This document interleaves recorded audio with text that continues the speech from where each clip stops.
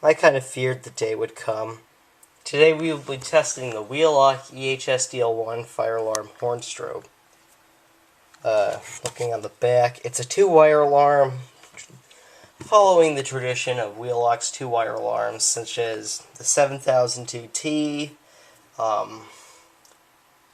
the NS, the Exceeder. That's a few I can name. The AS too.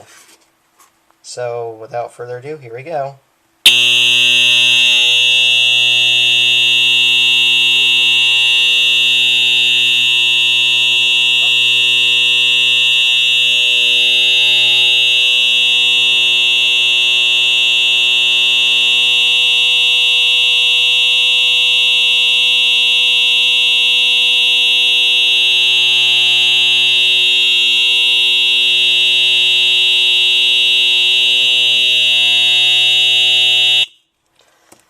Yeah, that is kind of a slow flash rate. And for the pulse station part of the test, we have the 270A SPO. As dumb as this sounds, it's actually a real-life combination. Often you would see this alarm combined with one of these pulse stations as opposed to like a BG12 or Gamble Century. I have no idea why, that's the way I've seen it.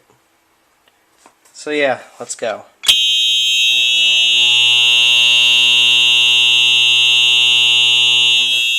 Panel silence because this alarm is loud by just unplugging a wire. Now we gotta reset the pulse station, which should be fun. I'm covering up the mic. Sorry about that. Okay. Not the funnest pulse station to reset on camera. Just flip it down. I know I'm holding the camera in all sorts of directions today. So yeah, that's it.